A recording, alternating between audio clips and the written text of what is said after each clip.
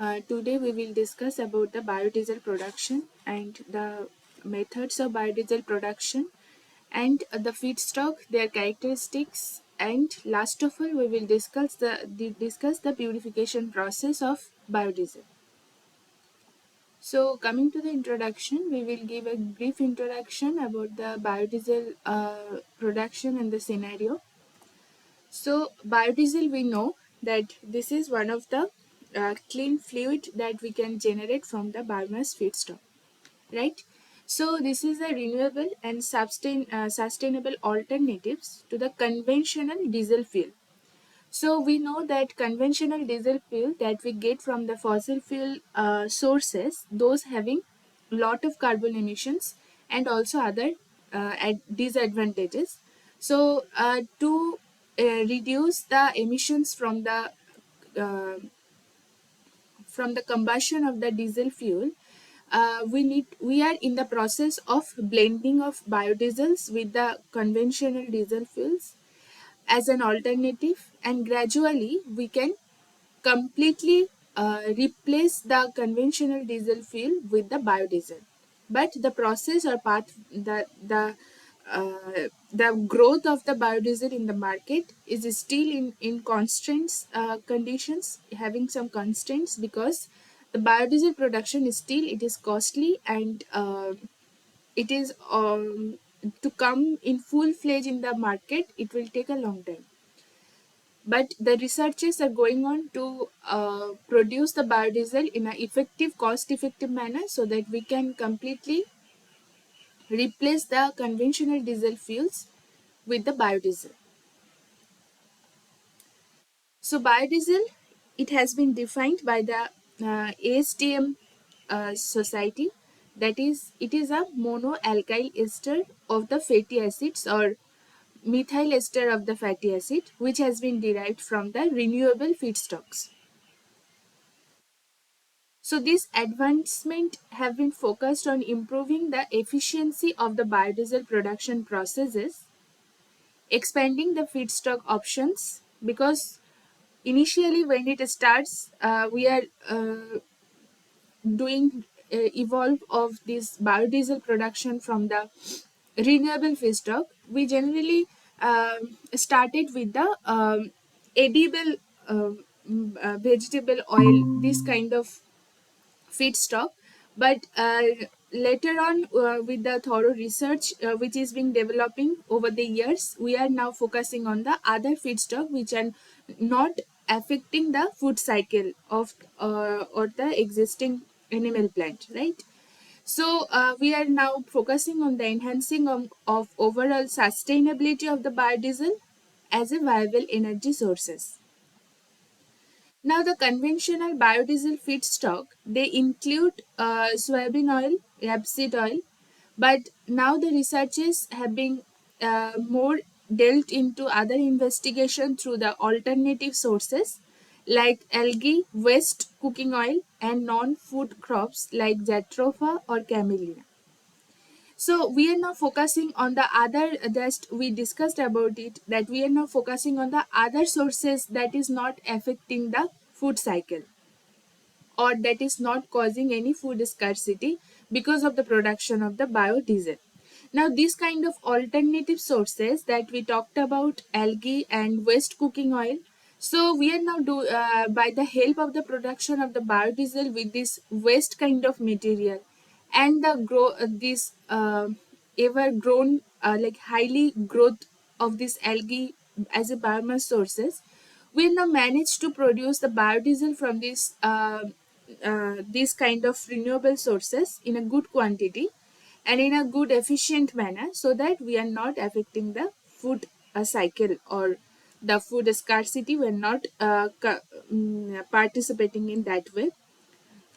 So the use of the traditional feedstock, that helps to reduce the competition with the food production, and it will enhance the overall sustainability of biodiesel in the market.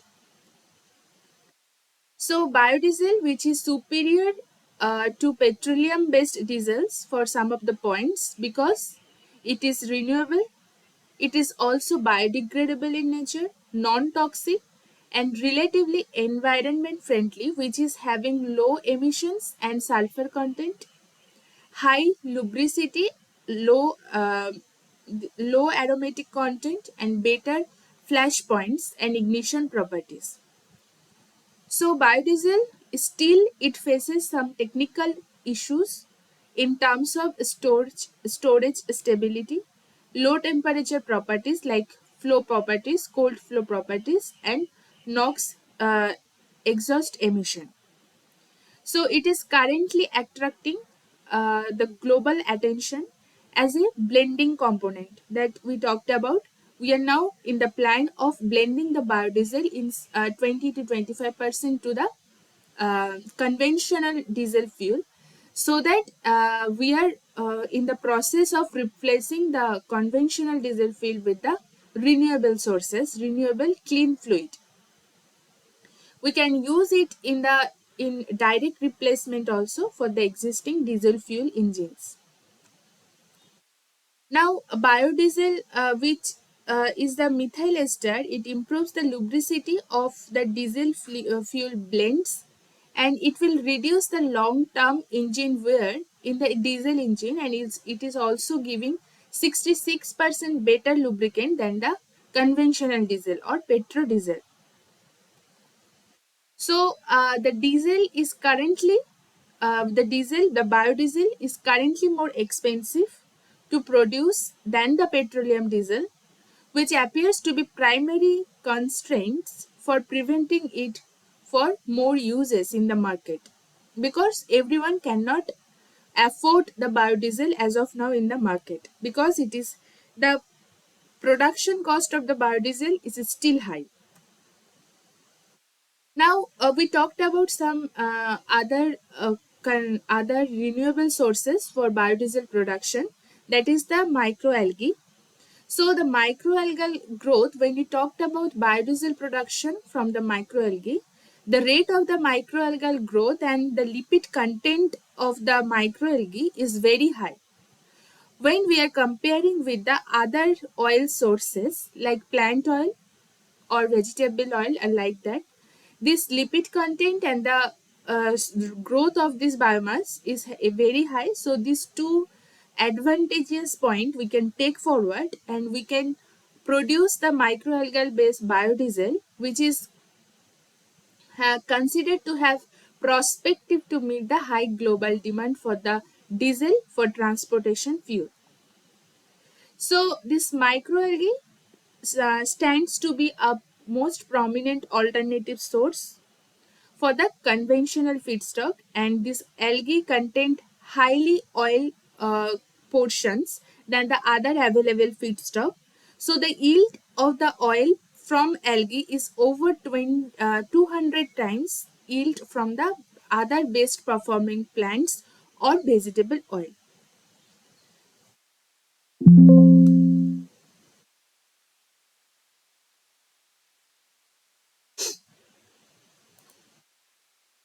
Now we talked about some basic the basic market strategy, or the basic overview of the biodiesel.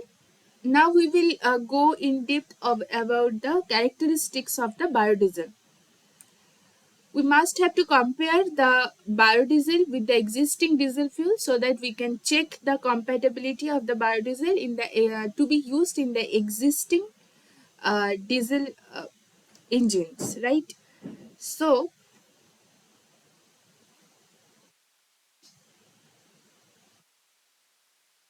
first property that we generally focus on, the composition.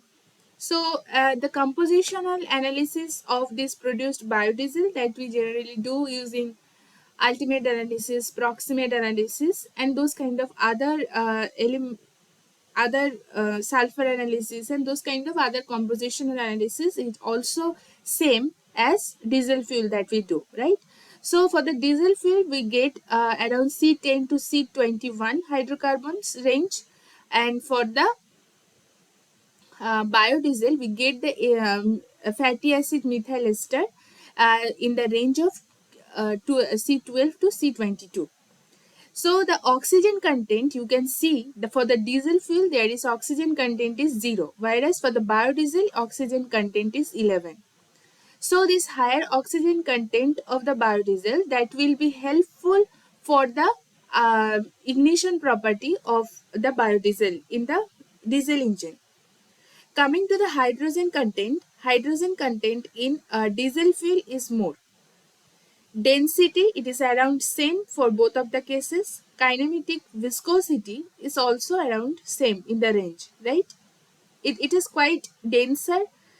Viscosity is quite high for biodiesel, you can see from the value. Now the flash point for the biodiesel is very high comparative to the diesel fuel. Sulfur content is very high comparative to the diesel fuel, and the calorific value is lesser than the diesel fuel, because the diesel fuels they are having high carbon to hydrogen ratio, so they uh, participate in like giving in more calorific value. But the biodiesel, it is comparatively lesser than the diesel fuel. Now the Cetan number, it is improved Cetan number for the biodiesel property. The data has been taken from this source, from this journal. Now, when we talk about the Cetan number, so you should know about that what is the Cetan number. So Cetan number, it is the measurement of the ignition property or ignition quality of the diesel fuel. It indicates that how quickly and efficiently a diesel fuel can be ignited when there is any source of the of that spark is there. So how quickly and efficiently it will start to ignite and start to combust, right? So higher the Cetan number, higher will be the that will be called a good quality of diesel fuel, and more readily it will ignite, the fuel will ignite, and smoother will be the engine operation. So overall fuel efficiency will be improved for the higher Cetan number. So we have seen the biodiesel molecules contain more oxygen atom because oxygen content is higher. So it is making them more polar and less volatile. So when there is more oxygen content, that will improve the combustion efficiency. So ultimately it will reduce the ignition delay. So ultimately the efficiency of the diesel engine will be higher, because we are using such kind quality of fuel that can assist in faster combustion, because it is having more oxygen content. Now the biodiesel, which consists of very long chain fatty acids of methyl ester around C12 to C22. So this long chain fatty acid methyl ester, which is present in the biodiesel, they are having higher boiling points and lower volatility. So the higher content of the long chain fatty acid esters and the lower content of aromatics compared to the biodiesel, so compared to the diesel fuel, they contribute to higher Cetan number. So that's why higher Cetan number we are getting in the biodiesel for higher oxygen, lower hydrogen, and also the higher content of the long chain fatty acid ester compounds. Now the overall hydrogen by carbon ratio in the biodiesel, which makes it very comparative lower calorific value than the fuel, but the calorific value is not that much difference, but it is still comparative. So we are producing the biodiesel, which is having similar property, some sort of better property for some of the cases than the diesel existing conventional fuel. So thus we take this biodiesel as an alternative source or renewable source of fuel, and we are blending with some fractions of with the diesel fuel in the existing diesel engine. Now coming to the feedstock from where we can use this biomass and we can produce the biodiesel, right? So you can see the biodiesel, there are generation wise it has been segregated. So first generations, we used to use the edible oils, just like rapeseed, sunflower, palm or groundnut, soybean, coconut. This kind of edible oils we used to use as a source for the biodiesel. Like these oils will later it will be taken forward for that transesterification reaction. But in the second generation, when we are evolving more into exploring the new feedstock without affecting the food supply to the market, so we are now moving towards the second generation, now focusing on the non-edible oils. Just like some non-edible oils like castor, jatropha, tobacco, rubber, and other sources. In the third generation biodiesel production, we are focusing on the feedstock such as poultry fat or chicken fat, animal tallow or fish oil, microalgae, waste cooking oil, etc. Now, in the fourth generation or the most advanced generation, the feedstock will include the photobiological solar or synthetic cell or electrobiofuels. So, this kind of biodiesel is also being evolved based upon the feedstock chosen over the generation. We can see from this picture that there are lot of waste that we generate in the daily life in terms of the source of fat and oil. We can those waste material can be taken forward to produce the biodiesel, right? So we don't have to go for the sources which we are getting from which we are getting the edible oil. We can avoid these options as of now, and we can move forward with the other available options from where we can get the high lipid, high oil or high fat content sources. So, biodiesel, which can be synthesized from various sources, include vegetable oil, animal fats, and microalgae, and waste cooking oil. So, each feedstock has obviously its own advantage and challenges regarding to the availability, its cost and sustainability, and energy content. Obviously, we are not expecting the energy content of the biomass feedstock like uh, very general biomass feedstock energy content. It is not even comparable to the conventional fuel, because the conventional fuels generally is more energy denser, right? So still we are making it possible for improving the biodiesel property over other researches. Now, given the global food crisis, almost 95% of the biodiesel produced worldwide, which is being manufactured from the edible oil. So, this is not a good practice for sustainable production of the biodiesel over the years. So, we need to, so that's what it is written that biodiesel, as it is producing from the sources of edible oils, so it is making more expensive nowadays. So we are now moving forward with some feedstock which are inexpensive and currently non-edible oils which can be used for the biodiesel production. The choice of the raw materials, obviously it is having significant impact on the production of the biodiesel. In terms of its biodiesel yield, obviously is quality. Quality means the composition and analysis that we talked about, that will generalize the quality of the biodiesel. Also the cost and the environmental sustainability. So the fatty acid, which is very important for biodiesel production, because it will be taken forward through the transesterification reaction to making the fatty acid alcohol ester like methyl ester or ethyl esters. So the fatty acid profile of the raw materials obviously it plays very crucial role for determining the property and performances of the produced biodiesel. The oil content with high level of saturated fatty acid, they produce the biodiesel with better cold flow properties. And while the oil with high level of unsaturated fatty acid, they produce the biodiesel with better oxidative stability.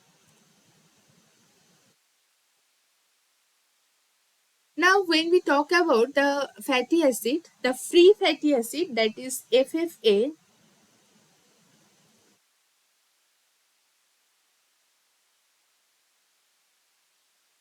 So this free fatty acid content, they significantly impacts the reaction rate and the biodiesel yield.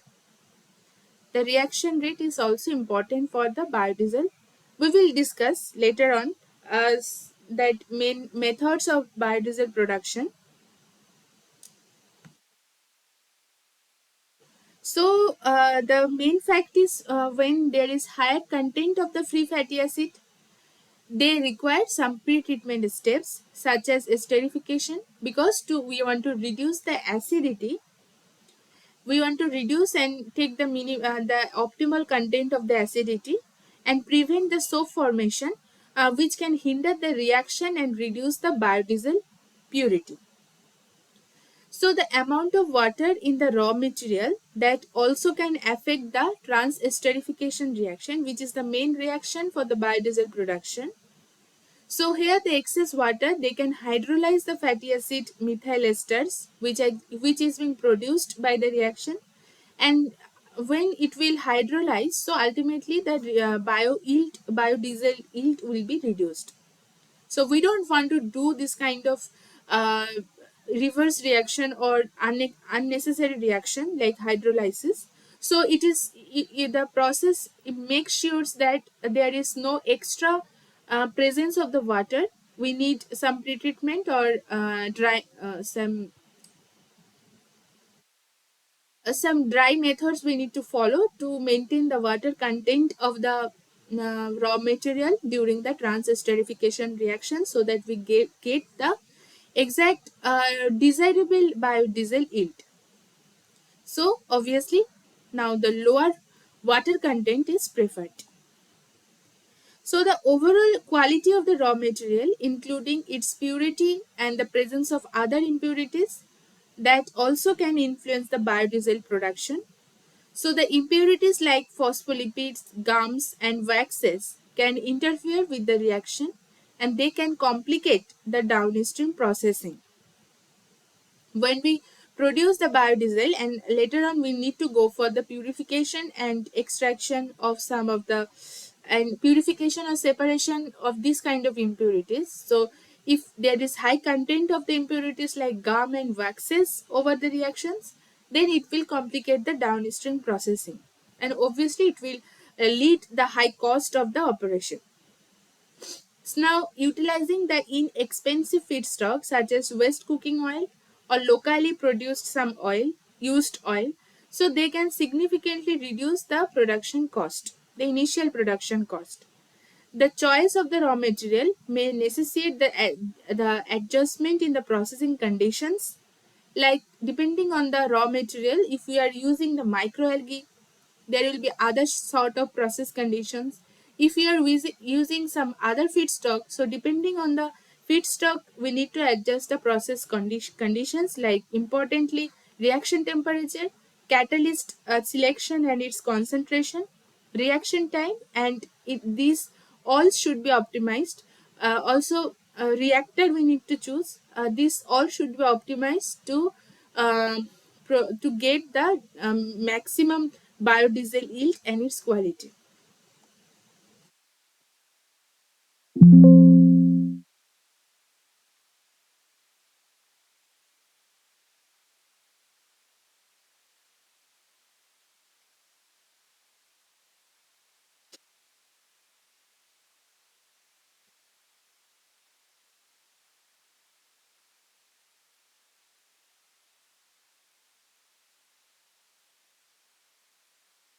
So we will now discuss about the main reaction that is happening for converting the uh, oil content of the biomass sources to the biodiesel production out of that.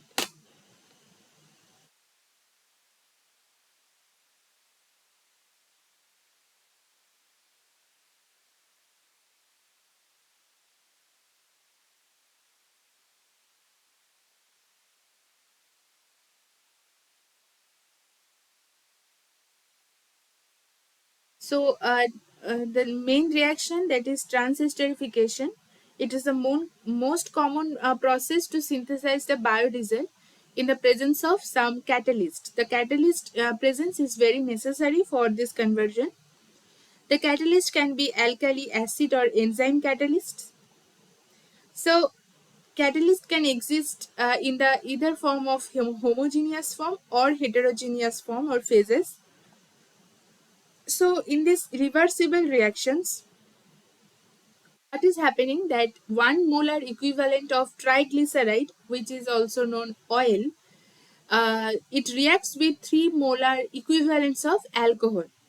In the presence of any catalyst that we discussed, any of this catalyst, to form 3 molar equivalent of the alkyl ester and 1 molar equivalent of glycerol. So this is the reaction.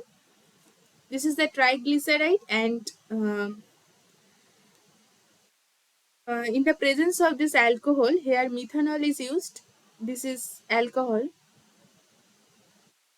and in the presence of this catalyst, it is being converted into esters, ethyl esters or alkyl esters, and glycerol. So our main, if you, so we are also producing byproduct is glycerol.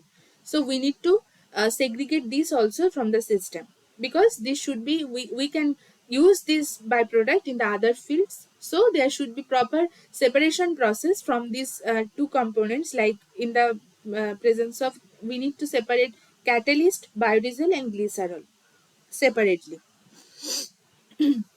So, in an alkali assisted transesterification process, which is being very common to use the alkali catalyst, the base catalyst, they react with the alcohol to produce the nucleophilic alkoxide and protonated base catalyst. So we are now taking the examples of one example for alkali catalyst transesterification process, where the base catalyst, they react with the alcohol, presence of alcohol, and they produce some nucleophilic alkoxide and the protonated base catalyst. So in the second step, this nucleophilic alkoxide, they attack at the this attack of the alkoxide at the carbonyl carbon, and in the triglyceride, forming an unstable tetrahedral intermediate. Now this intermediate will further dissociate into alkyl ester and diglyceride anions. So we are now briefly discussing about the mechanism when we are using the example of alkali assisted transesterification. So in the final step, the base catalyst is deprotonated by the diglyceride anion to form a stable diglyceride molecules. Thus, it regenerates the base catalyst. So, the regenerated catalyst, it is again starts with the same cycle with another glyceride molecule to produce the mixture of alkyl ester and glycol or glycerol. You can see the pathway, the general pathway for the production of biodiesel. We are taking the feedstock, that is the triglyceride fuels like vegetable oil, animal fats, or waste cooking oil, or microalgae like that. So we need to go for the collections and preparation, and then we are extracting the oil and fat through the mechanical or chemical means. There are pre-treatment methods. So from there, the extracted oil and fat is taken forward for the interesterification reactions, where we are adding externally methanol and catalyst. They are mixed well and they are being fed to the chamber for esterification reactions. So we are getting esters as a product of the reaction. So we need to follow that we talked about in the last slide, that we need to follow the phase separation, because the product of the in esterification reaction is not only esters, there are other presence of the glycerol and the catalyst, right? So or also the alcohol like methanol or ethanol, whatever it is used during the reaction. So this phase separation, by this phase separation, we are separating out the biodiesel from the methanol or glycerin mixture. So this mixture is again being separated through the distillation column, where the glycerin is taken as a bottom product and methanol is taken out as a top product which has been recycled back to the esterification unit. Right now, this glycerin and the biodiesel are two products of this whole process. Now the crude distills, biodiesel still have some percentage of the methanol content or catalyst. So we need to further go for the distillation to separate out efficient way. We are separating out the methanol and catalyst which has been recycled back, and we are getting the pure biodiesel. So during the methanolysis, or we can see the transesterification process, the thermal energy is being utilized to heat the mixture consistently, um, that consists of primary oil of 80 to 90% and methanol 10 to 20%, along with some small amount of the presence of catalyst. So the solubility of this methanol, which has been used in the process for the esterification, is relatively low. Thus, it emphasizing the importance of thorough mixing during the esterification. We need to mix it properly. So the resulting product of the esterification is known as fatty acid methyl ester. Methyl ester because we are using methanol as an alcohol here. So in addition to the methanol, we can also use the ethanol. It also produces the same kind of ester. Instead, it produces the fatty acid ethyl ester. So higher alcohol such as isopropanol or butanol, they also can be used in the process. So using the alcohols of higher molecular weights, they can improve the cold flow properties of the resulting ester, but at the cost of less efficient transesterification reaction. So higher molecular weight alcohol, they are not giving the efficient transesterification reaction. So it is not being advised to use. Generally, we use methanol as a common alcohol for transesterification reaction.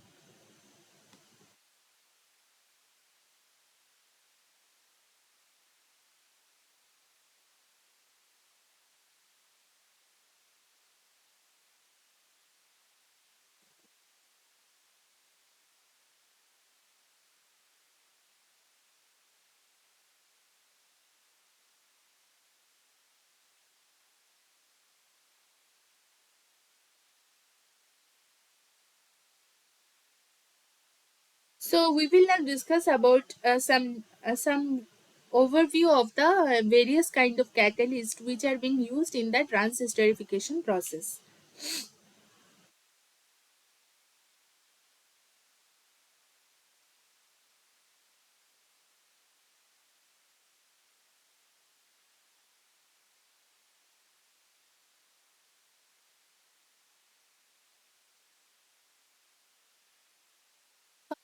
There are different kind of the catalyst like homogeneous acid and base catalyst, heterogeneous catalyst, biocatalyst, also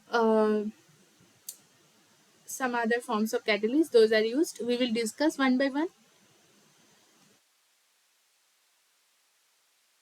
So, homogeneous chemical catalysts are commonly used in industrial biodiesel production because of their high level of efficiency, shorter reaction time, high selectivity, and operation at low temperature and effortless optimization of activity. Now, homogeneous catalysts are divided into two subgroups: acid or base catalysts. Since a homogeneous base catalysts are only suitable for oils with free fatty acid content less than 3 weight%, homogeneous acid catalysts are usually utilized before the base catalyst in order to reduce this free acid content in the oil feedstock. So when we reach the optimum or the acceptable free fatty acid content of the oil feedstock, then we go for the esterification reaction. So to reduce the free fatty acid content, we are using the acid catalyst such as to minimize the soap formation during the esterification reaction because soap formation is unwanted. The most commonly employed homogeneous base catalysts are alkaline liquids including hydroxides like NaOH, KOH, potassium hydroxide, or methoxide like sodium methoxide, potassium methoxides are also used.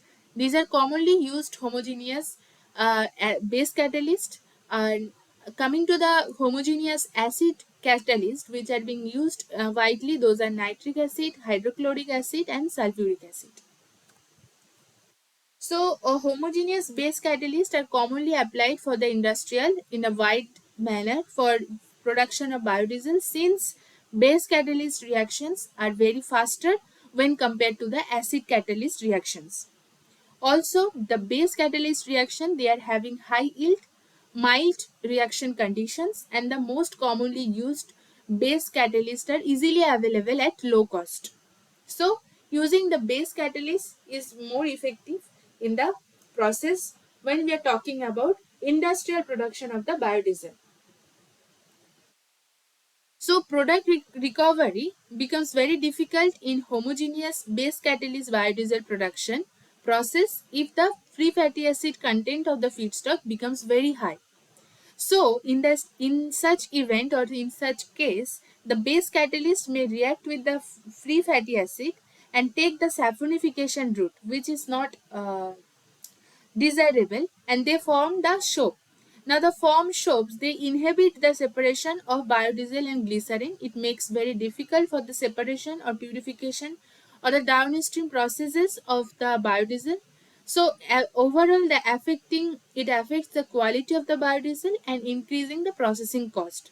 So we need to make sure that the process you are choosing, that is compatible with the content of the or the characteristics of the feedstock.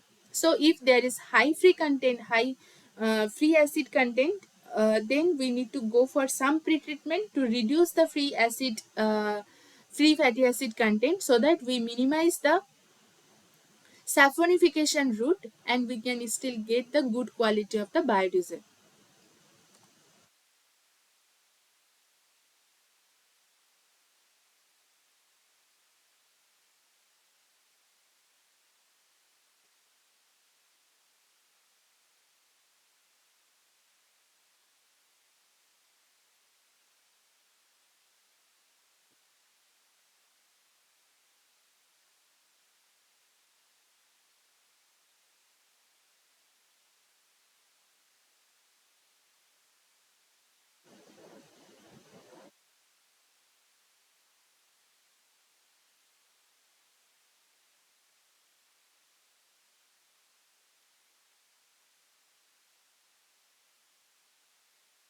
So coming to the next type of the catalyst for the transesterification, that is ionic liquid.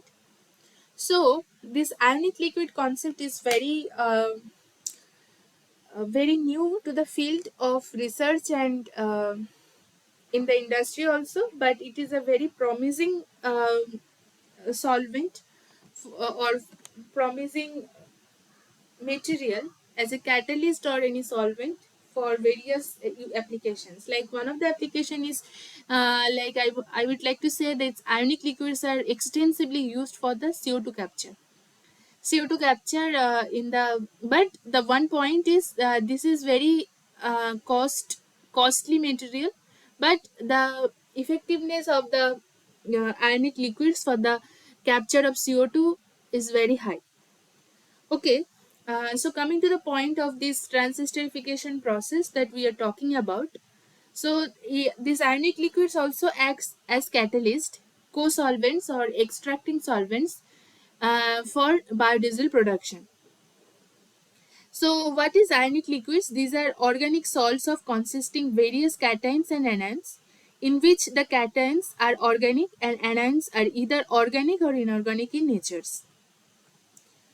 Ionic liquids used as acidic or basic catalyst in the production of the biodiesel during one step or two step processes.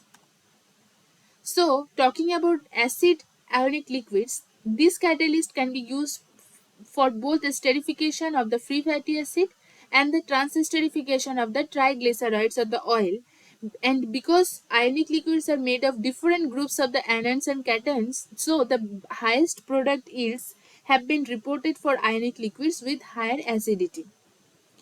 So these ionic liquids we can also modify the structures of the ionic liquids depending on our selection of cations and anions. So there can be high chances of high production of biodiesel yield.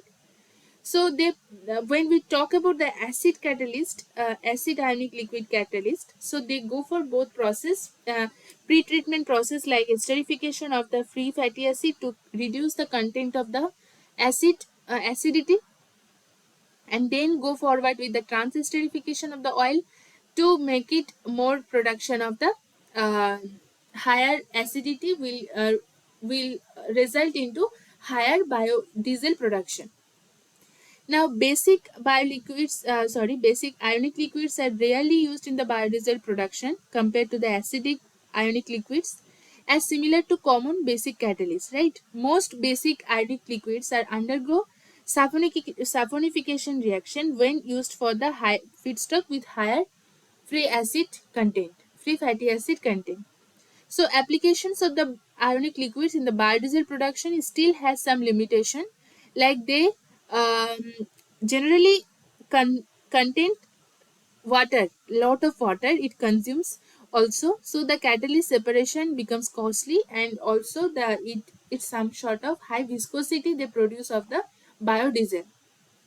So there are some examples of some critical name of the ionic liquids, because these all are based upon the selections of the different cations and anions combination, and this kind of colorful ionic liquids we get generally.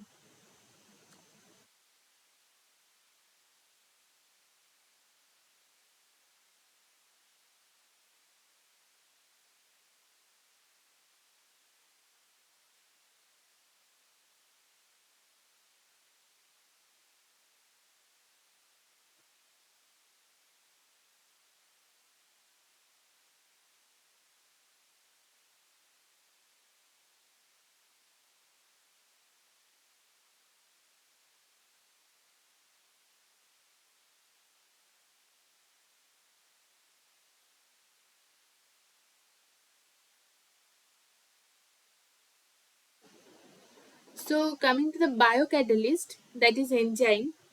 The use of the enzymes as a biocatalyst for the synthesis of biodiesel, it is also gaining lot of attention through over the years, since enzyme transesterification has numerous benefits, such as it has mild reaction conditions, like we can do at a room temperature also, low energy consumption, lower reaction temperatures, complete conversion of the free fatty acid to methyl or ethyl esters, and they are having high catalytic efficiency, high selectivity, easy product recovery, and production of the high purity diesel.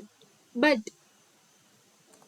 these are having, it is showing lot of advantages of this biocatalyst. So the most commonly used biocatalyst or the enzyme is lipase. So it is being used, and its variety, lots of variety, is being used for the biodiesel production.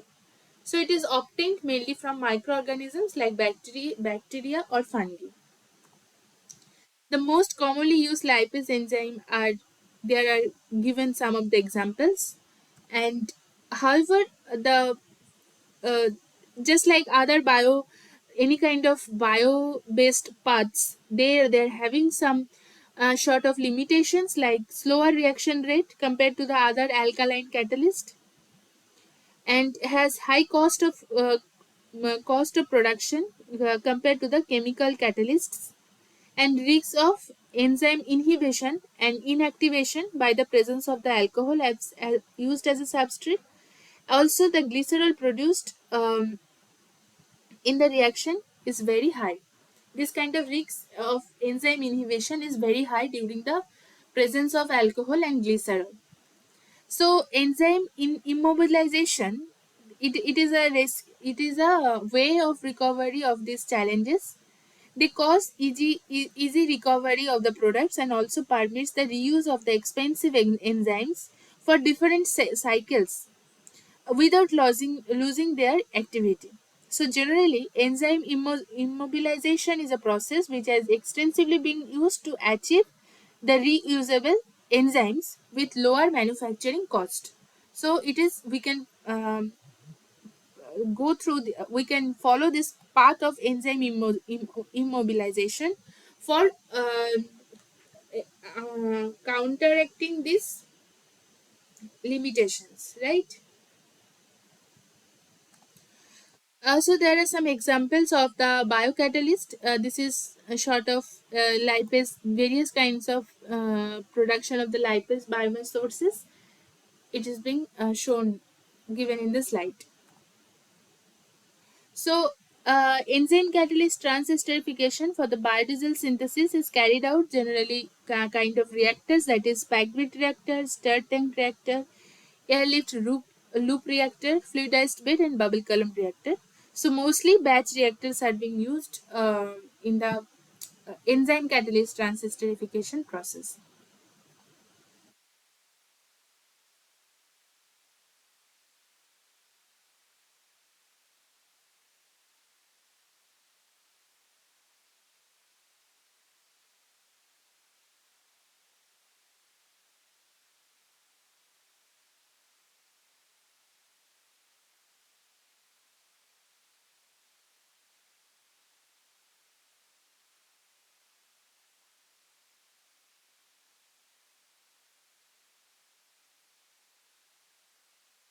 So coming to the heterogeneous catalyst, it is having some advantages over such as non-toxicity, low corrosion rate, and the promotion of easy recovery of the catalyst and reusability, and having high stability also at the elevated temperature, because we are using heterogeneous catalyst, and they improve the purity of the yield of biodiesel. So this heterogeneous catalyst for the transesterification reaction, they include some metal oxides, solid catalyst derived from the biomass, alkali earth metal oxide supported, and solid acid catalyst base. This kind of alumina or zeolites, these are used as a heterogeneous catalyst. They have non-toxicity obviously also. This kind of advantages they offer during the transesterification reaction. So it has been subgrouped like solid acid catalyst and solid basic catalyst. The most commonly used solid acid catalysts are inorganic oxide catalysts like zeolite and niobic acids, and ion exchange resins are used as a solid catalyst. Commonly used alkaline metal carbonates, alkaline earth metal carbonates, metal oxides, and just like zinc oxide, these are being mostly used as a solid basic catalyst for the process. So recently also we are moving our interest to produce the catalyst from the utilizing also the waste sources. So the waste biomass sources derived also heterogeneous catalyst. Those can be used in the production of the biodiesel due to several advantages, like it is being produced from the renewable sources, biodegradable, non-toxic, reusability is high, and high catalytic activity in terms of both acidic and basic conditions, and their potential to aid the production of the biodiesel at a lower cost. So in this term, there one more other example of the waste utilization, that is the coal fly ash waste, red mud slags of the uh, metallurgical plants, the slags and the tailings of this can be used also as an intensively source potential source for as a heterogeneous catalyst.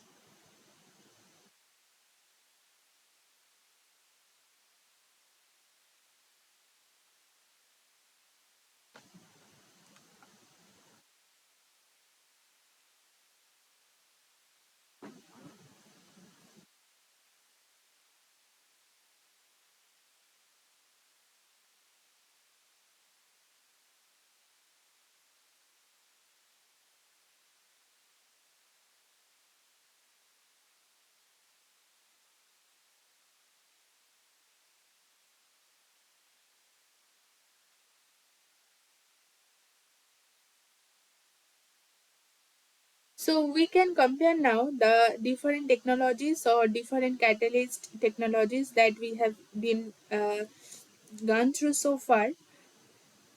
So how we can compare these technologies to produce the biodiesel? So the reaction temperature for the base catalyst is around 60 to 70, whereas we can see that enzymatic catalyst they work on like at a room temperature condition. Also, higher reaction temperature they can sustain for the use of heterogeneous catalyst, because we use some kind of metal oxides. Those are highly thermally conductive in nature. So those kind of heterogeneous catalysts we can use at a higher temperature reaction condition. Now the free fatty acid content in the raw materials, when we use the base catalyst, it follow the saponified products, and the acid catalyst it follow the ester production. Lipase catalyst it follow the methyl ester production using the free fatty acid content, and heterogeneous catalysts they are not sensitive to the free fatty acid content, so we can use high free fatty acid sources in the presence of the heterogeneous catalysis. Water in the raw material so interfere with reactions most of the cases, but enzymatic catalyst or lipase catalyst and heterogeneous catalyst these are not that much sensitive. So yield of the methyl ester is very high for the enzymatic catalyst use, and other case these are normal. Recovery of the glycerol, which is very easy for the microbial this catalyst, my biocatalyst presence, but it is sort of difficult for homogeneous catalyst presence like base catalyst or acid catalyst. It is also easy for the heterogeneous catalyst. Now, purification process, we need repeating washing of the products, biodiesel or products, in the presence of the homogeneous catalyst to separate out. Lipase catalyst, it doesn't require any purification because it produces high quality of methyl ester or the biodiesel. Production cost, it's expensive for this lipase catalyst um, based process, where when we use the heterogeneous catalyst, we are using some waste material like slag or coal fly ash or waste biomass as a heterogeneous catalyst source, so the potentially it is cheaper production cost that is offering for production of the biodiesel.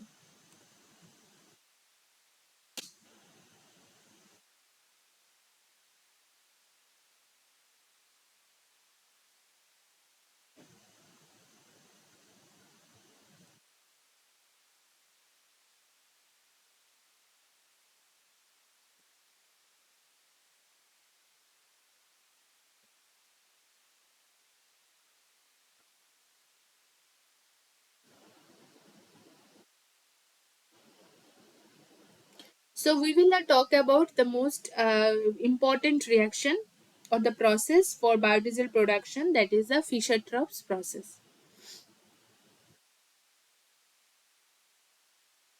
So this process is just a set of chemical reactions of the synthesizing hydrocarbons, which is a mixture of carbon monoxide and hydrogen. So this synthesis gas or syngas, which is being generated from the biomass sources by the process of gasification, and we get this carbon monoxide and hydrogen mixture. This synthesis gas or syngas is further taken for the production of the biodiesel, which is gas to liquid conversion. So there are basically two main classes of the Fischer-Tropsch technology. One is low temperature Fischer-Tropsch and another one is high temperature. So this low temperature operation, which is being operated from 200 to 240 degrees Celsius, it requires a lower temperature range and uses the cobalt catalyst. The wax formation and the hydrocarbon condensate formation during the low temperature Fischer-Tropsch process is predominantly some linear paraffins they produce in the wax content with small fractions of the olefins and oxygenates. Executive upgrading via the catalytic hydrogenations of these olefins and oxygenates and via catalytic hydrocracking of the wax produced to naphtha or diesel can be done to relatively mild conditions when we follow the low temperature Fischer-Tropsch process, right? Now when we go with the high temperature Fischer-Tropsch process, this operation employs the high temperature like 330 or 350 degrees Celsius, and they use the iron based catalyst. The this high temperature Fischer-Tropsch process they use primarily for the production of the liquid fuels, uh, just like resembles with like low temperature Fischer-Tropsch process. So the most critical high temperature Fischer-Tropsch distillate, the characteristics with their cold flow properties, which is inherently high because of the high paraffin content and the low density of the product. In case of the uh, Fischer Fischer-Tropsch process, high temperature Fischer-Tropsch process. So for the production of the Fischer-Tropsch liquid from the residual biomass, we generally use slurry reactor or fixed bed reactor for the as a synthesis reactor. So in such application, both cobalt and iron catalyst are mostly used. Cobalt or iron catalyst. So cobalt catalyst they have higher conversion rate, gives the longer life of the catalyst and higher reactivity.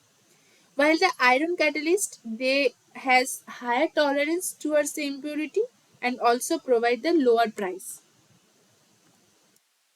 So you can see this is the process that we follow for the Fischer-Tropsch, right? The biomass is collected, it is being gasified to produce the carbon monoxide and hydrogen gas mixture.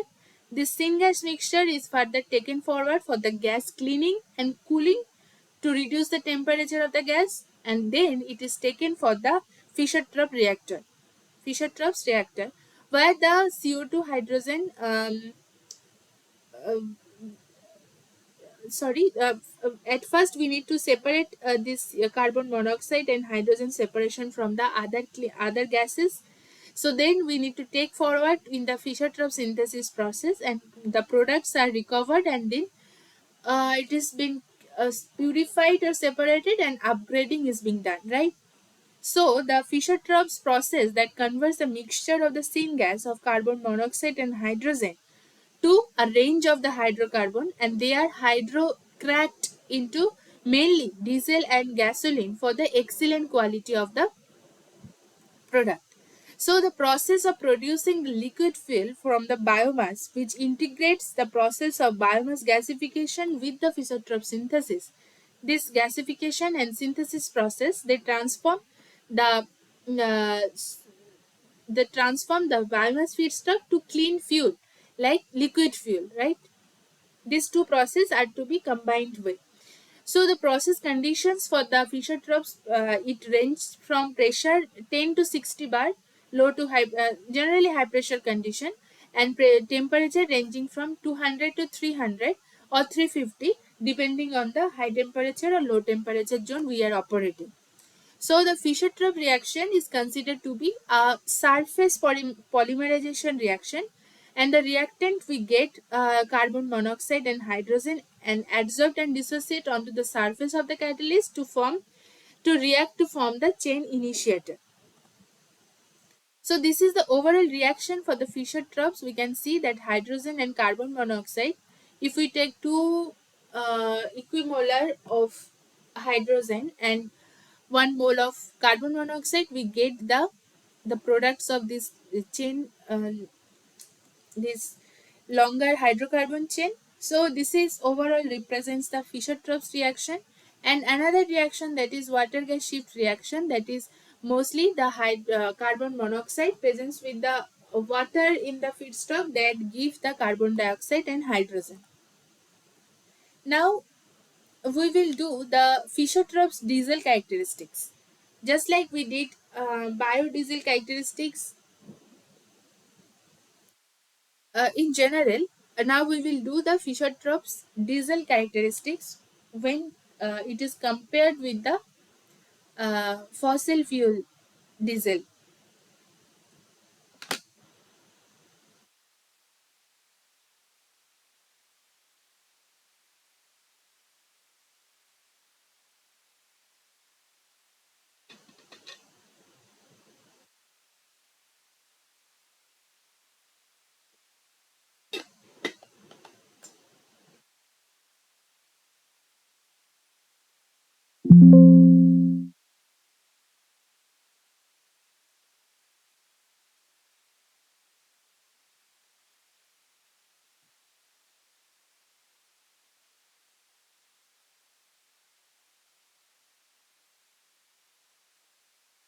So this Fischer-Tropsch biodiesel, which is very similar to the fossil fuel diesel regarding to its energy content, its density, viscosity, and flash point. The diesel produced is comparatively superior to conventionally refined diesel in terms of the higher Seaton number and lower sulfur content.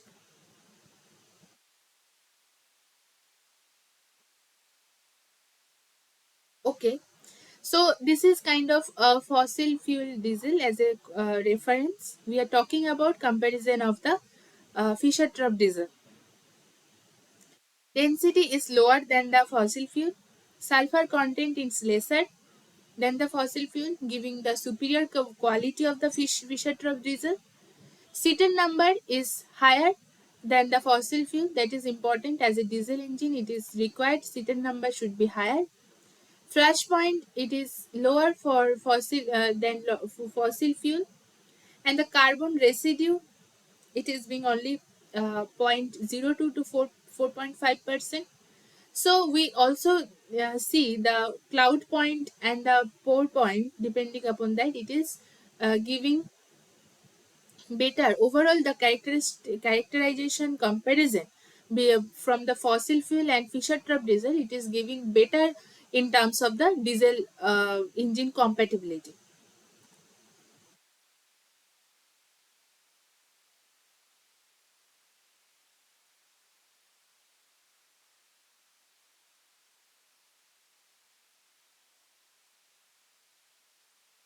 So now we will talk about the catalyst which are being used in the Fischer-Tropsch process.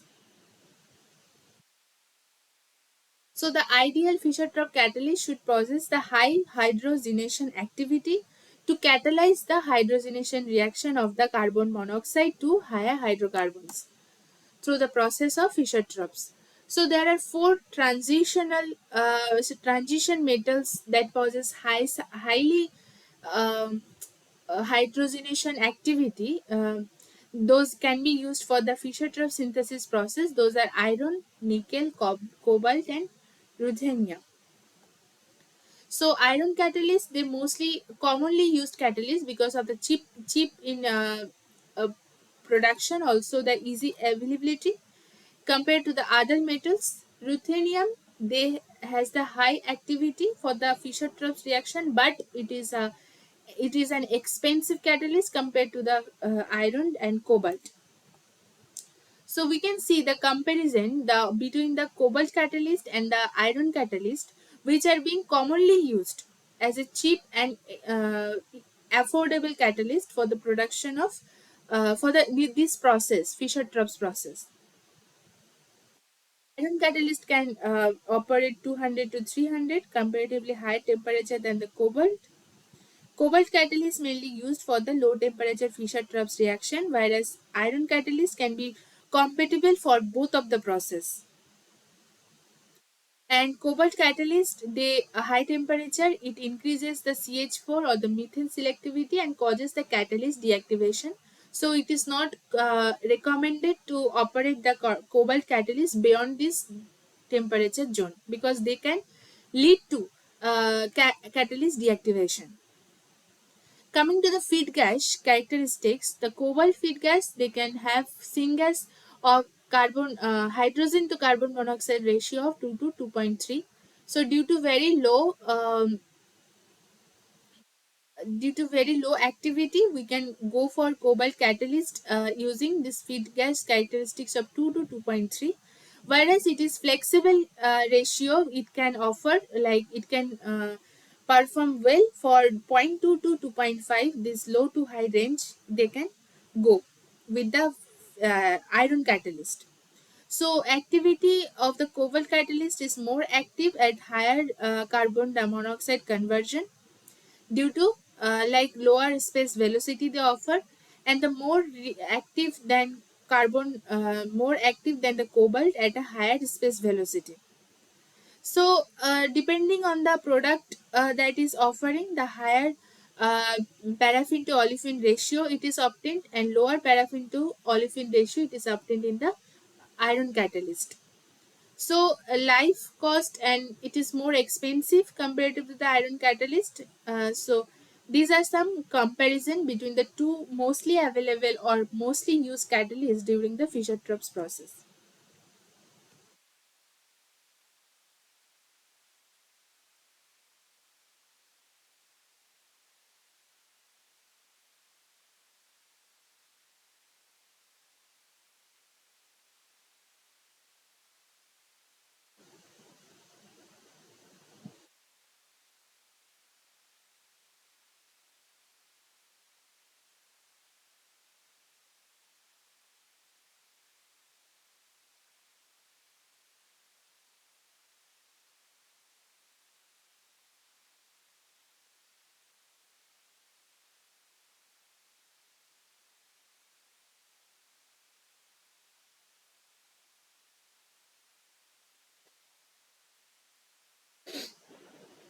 The reactors which are being used in the Fischer-Tropsch process, the fixed bed reactor, the slurry bubble column reactor, these two reactor, this reactor 1 and reactor 2, this 1 and 2, these are used for the low temperature Fischer-Tropsch reaction. And for the reactor 3 and reactor 4, that refers the circulating fluidized bed and fixed fluidized bed, they refer high temperature Fischer-Tropsch reaction. So when we talk about this circulating fluidized bed reactor, it is creating the more isothermal process comparative to the other fixed bed reactor when in the operating in the high temperature Fischer-Tropsch zone. It is giving more like it is more efficient for you in case of the high temperature Fischer-Tropsch reaction, because temperature maintained is a crucial factor for the reaction. Now coming to the you can see these are an example, or this comparison has been shown here. They are this circulating fluidized bed, it is giving good temperature control, but fixed bed it is very poor in temperature control. And also the flexibility or the methane formations is very high, and very high in fluidized bed or circulating bed. And also you can see some of the comparison between the reactors, right? So here the back mixing is very uh, little for fixed bed, while it is large for the slurry conditions, where minimum hydrogen to carbon monoxide feed ratio as slurry or higher, slurry or lowest for the slurry kind of reactor. Now we will discuss about the last part of this session, that is the biodiesel separation and the purification unit.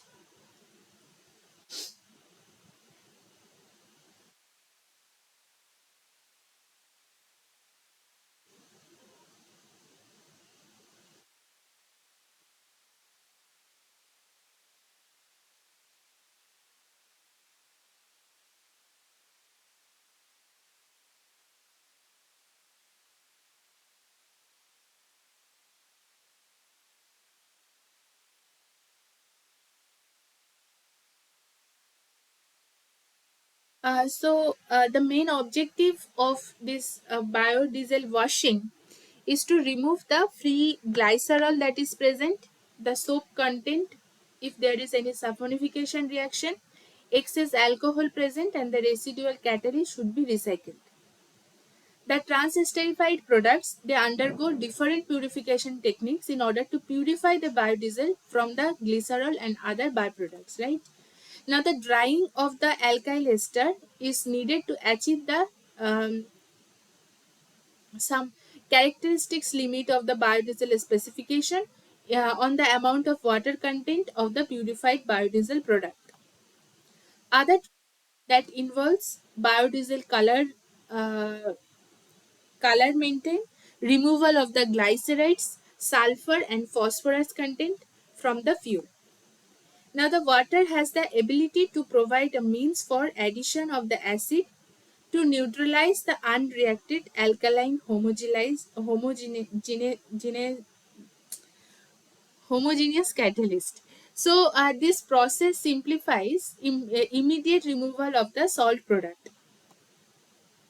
The unreacted methanol over the process of transesterification reaction should be removed before washing stage to minimize the presence of alcohol in the wastewater effluent.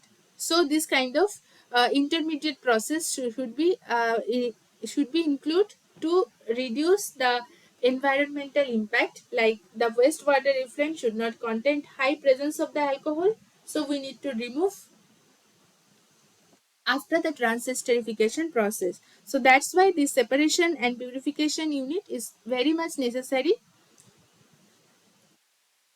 Downstream of the reactor, Fischer-Tropsch reactor or this transesterification reactor, the recovery of the residual alcohol and the purifications of the fatty acid alkyl ester from the catalyst and the separation of the glycerol.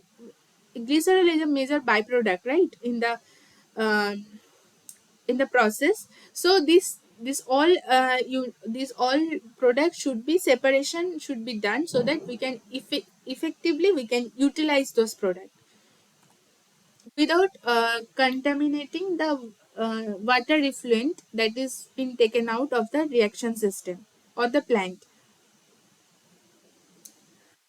So the conversion rate are generally slower in kind of the enzymatic catalyst process, but the process has eliminated the restriction imposed on the water content or the level of the free fatty acid of the biomass source, and they also avoid the saponification reactions, and they also give lower alcohol content as a recovery. So there is high these are some advantages of the enzymatic catalyst reaction, but this is very slow in rate that we discussed, right?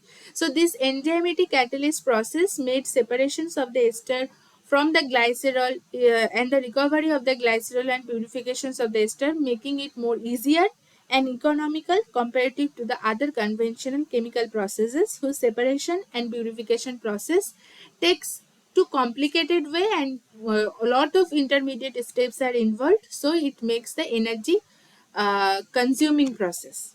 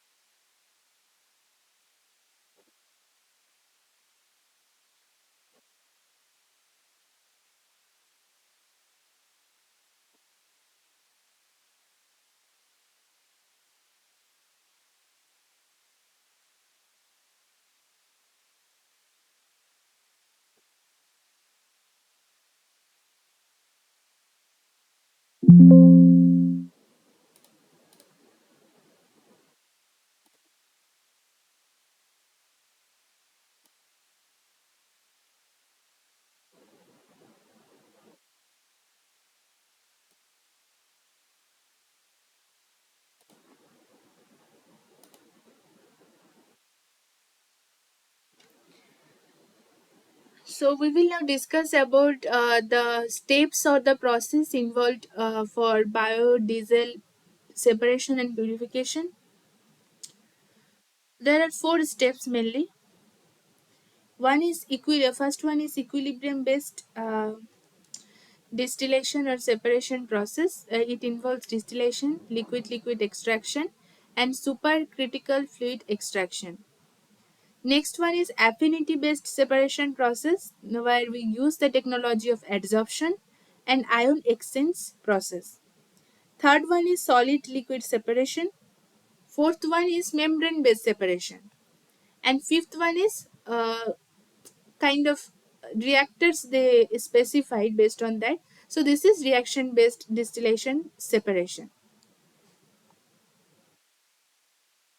So this is the schematic. You can see that they have nicely uh, divided into four types of processes that we can take or we can follow for biodiesel separation. We will discuss this separations unit one by one, some of the key points of the processes.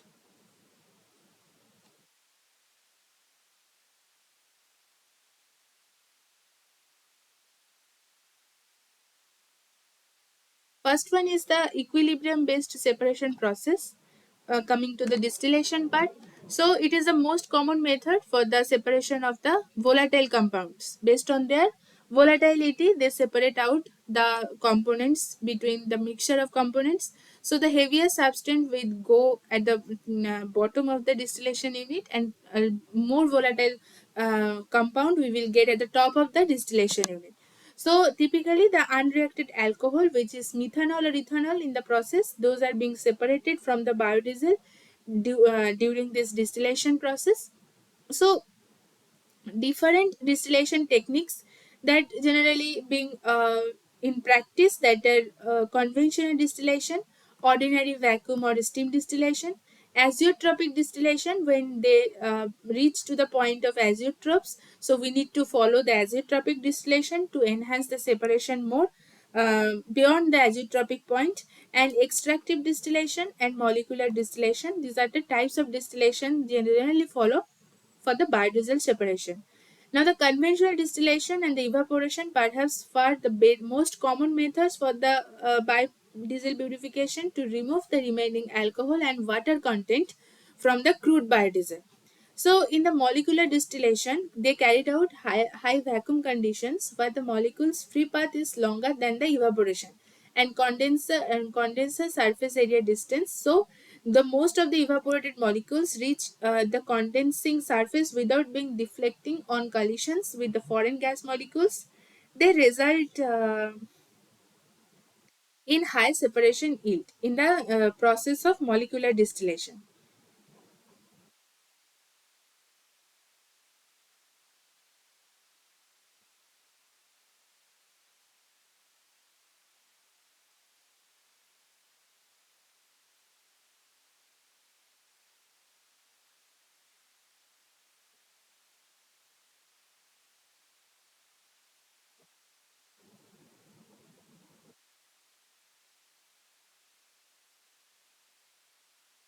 Next one is liquid extractions.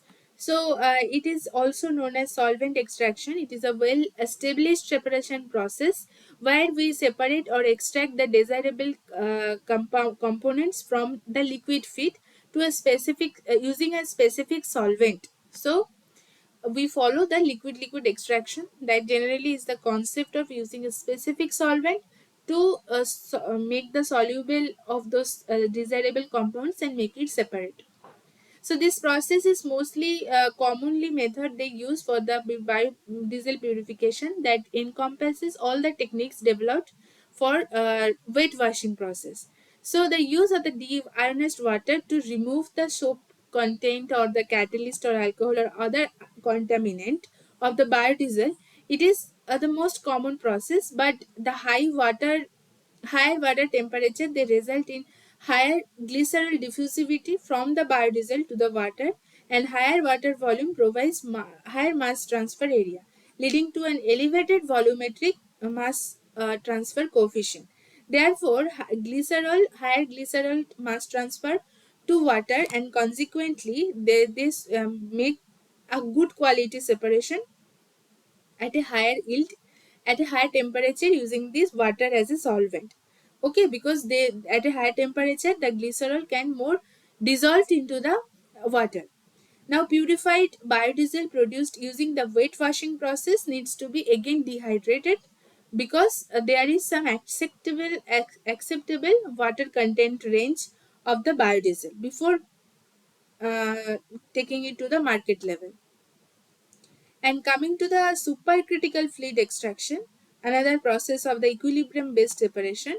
So here the critical fluid extraction, it is also mass transfer process that operating conditions always being operated at a critical point, above the critical point of the solvent. So most commonly used critical this supercritical fluid is the carbon dioxide. Supercritical carbon dioxide is used for this biomass processing or separation.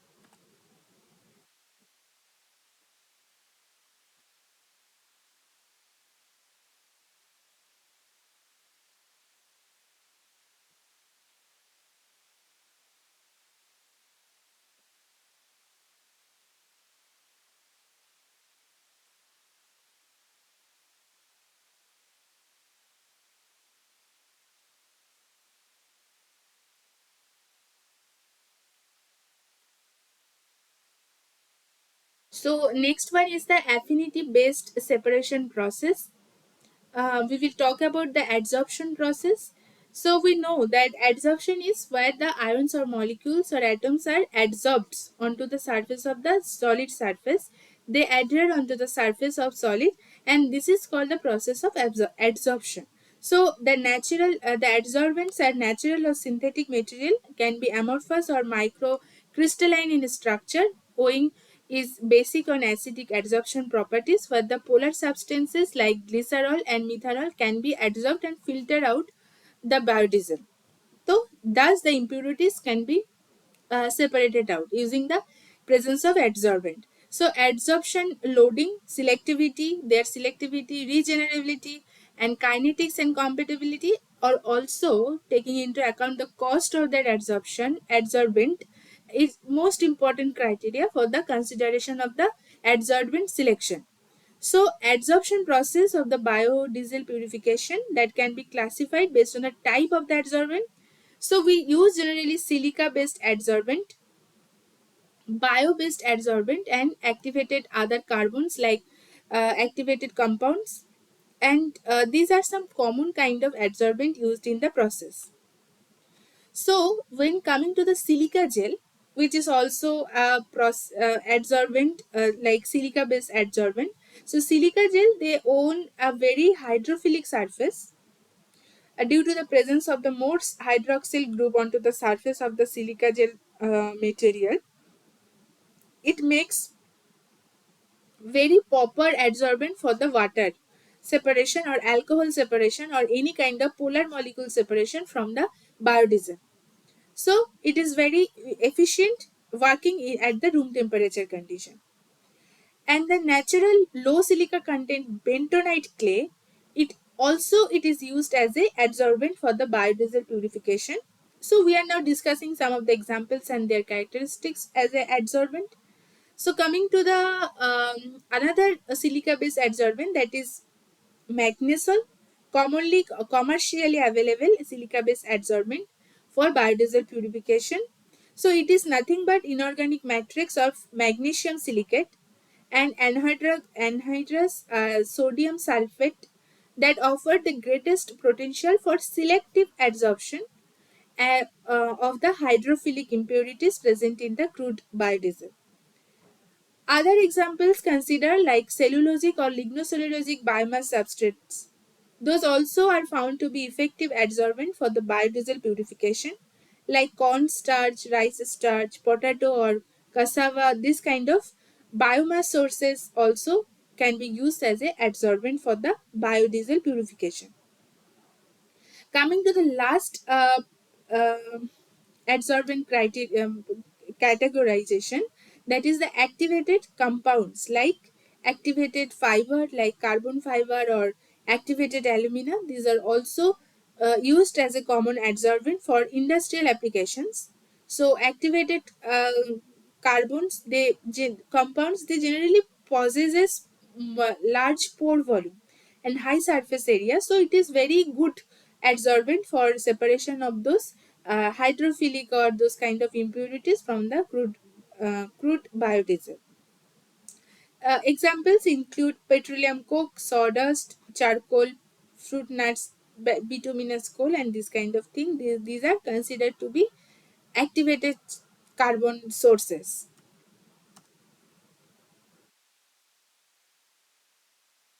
Next one that comes under the affinity based separation, that is the ion exchange process.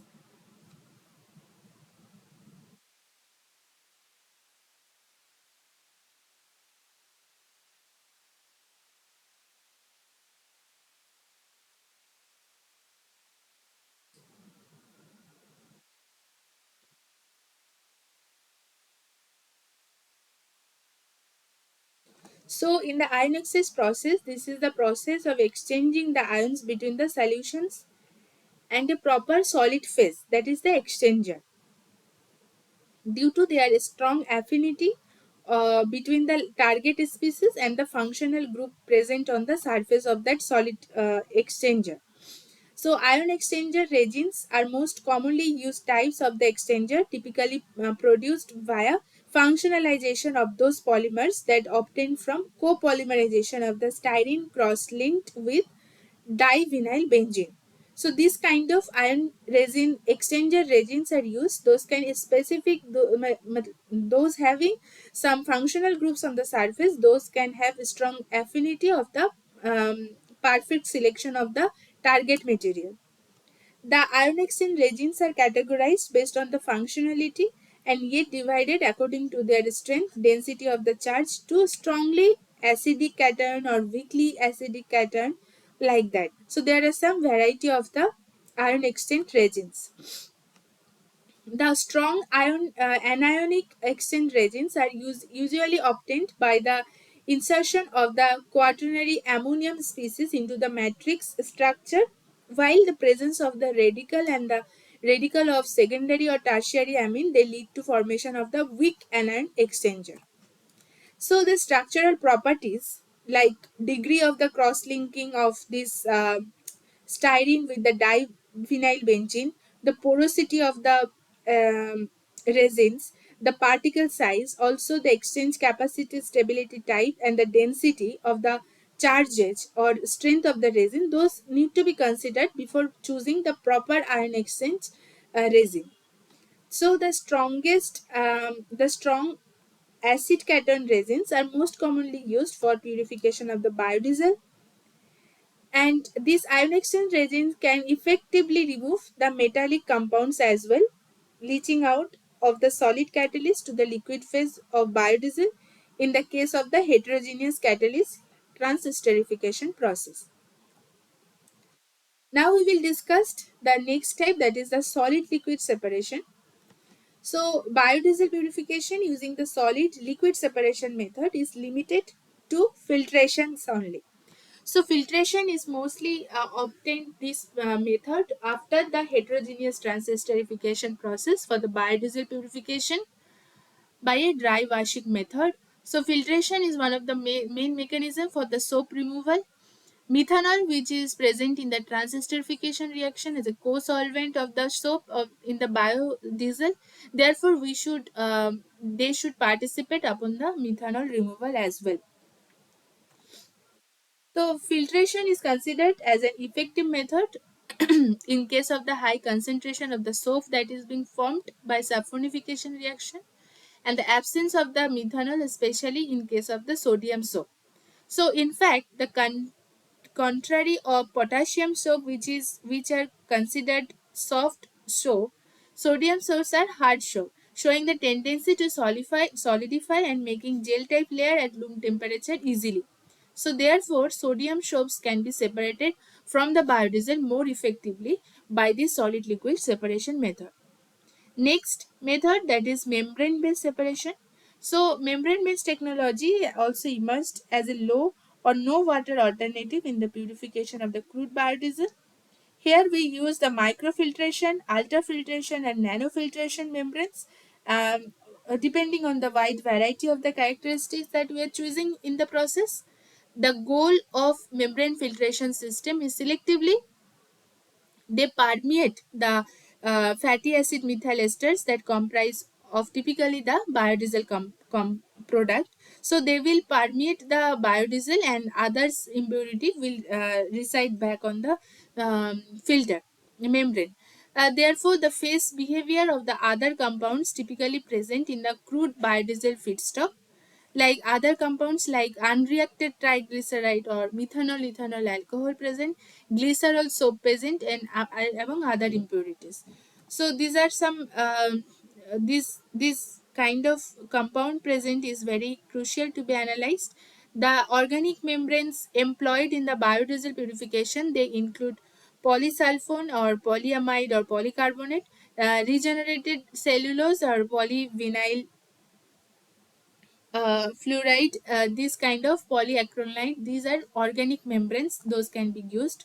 And inorganic membrane include alpha alumina support structures with titanium oxide or zirconium oxide. So these membranes have positive some advantages or qualities over the organic membranes, such as they such as increased fouling, temperature or pH resistance, and longer time on stream. So they give some higher compatibility of the process.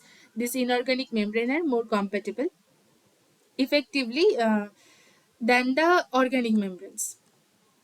And last one we would like to discuss in the class, that is the reaction based separation process for the biodiesel separation.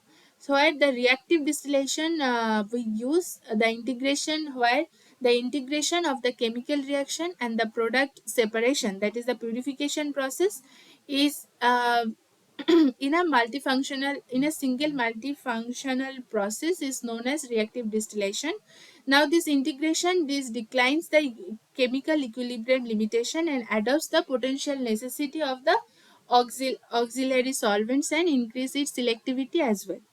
Now this process has its own operation challenges and economic limitation, especially when we talk about gas liquid reaction at severe operating conditions of very slow reactions. Now, the reactive distillations using acid catalyst has the potential to be used for biodiesel production and pre-treatment of the feedstock with the high free fatty acid contents.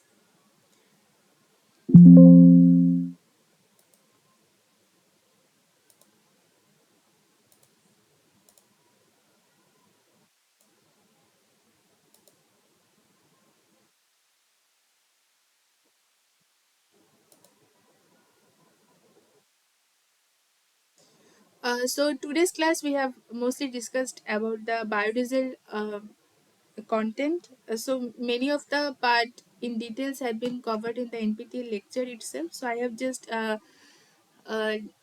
presented in today's class about the some points and views which I found in the literatures or journals that may be useful for you to refer. Is there any question from today's class you can ask? So, in the next class, we will discuss about the bio oil and biochar production. So, those in that class also there will be some processes like we will talk again about the pyrolysis, gasification, and those kind of thermal conversion processes that we will discuss in the next class. So, is there any question for today's class?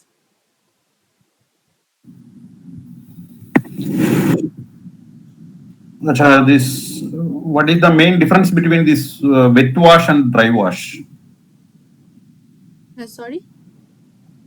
What is the difference between this wet wash and dry wash? Some of your slides So, it has been shown. Actually, when purification of this biodiesel yeah, yeah. filtration. So, wet wash means when we do the liquid separation process, we are using that biodiesel. It is in liquid form, And we are also using some solvent which is giving the selective solubility of some impurity so that we can do the biodiesel purification. So that is the process called as wet washing of the biodiesel. And when we talk about the dry washing process, that comes under filtration process, that we generally use the filter, that membrane kind of filter we can use. So we just by selective permeation of the impurities, or that only the biodiesel will permeate through the membrane, and the other impurities will reside back on the membrane. So this is categorized as dry wash. So depending on the process that you are selecting, we can generalize or categorize in this term. अच्छा, ऐसा तो then we can say that no, actually in dry wash we are not utilizing water, and wet wash we are utilizing water. We're utilizing the solvent na, that is also in liquid phase. So we are that term we are not washing with the water. Actually, that terms you are referring as a wet wash, because we want to reduce the water content of the biodiesel. So we are using some like some of the processes that will selectively, just like we talked about the adsorption process that will adsorb the water molecule. So that can also be termed as dry process for biodiesel purification, because we don't want to include water excessively in the process of washing. This washing is mainly washing, don't confused of like washing is, we are talking about the purification. So if you mostly concentrate on the fact that um, we want to segregate that biodiesel with the other impurity, that impurity contains water. So we don't have to go that is not permissible after a certain limit of the water content of the biodiesel. So that is also the purpose of the purification. Suppose one question is asking like this: what is the main advantage of dry washing or wet washing in biodiesel purification? What will be the answer? That means it requires large amount of water, it eliminates the Yeah, wastewater production, or it takes a longer time of purify the biodiesel, or it results in higher glycerol content. Some four options are there. Actually, in this case, and as you said, it is not at all connected with water, means sorry, what is your question? That options you are talking about? see, question is what is the main advantage of dry washing over wet washing in biodiesel purification? That is the question. And the given options are: it requires large amount of waters. Uh, Second option, it eliminates wastewater production. Third, it takes a longer time to purify the biodiesel. And the last option is it results in higher glycerol content. It mostly Is it the dry. eliminating wastewater production? Huh? Sorry. It is eliminating wastewater production, huh? Yeah, Or yeah, yeah. So we are eliminating the wastewater effluent production by opting the dry washing method. okay. Okay. So Thank you. any question? Okay. So I would like to end today's class here. Thank you for joining. We will meet in the next class. Thank you. Okay, thank you.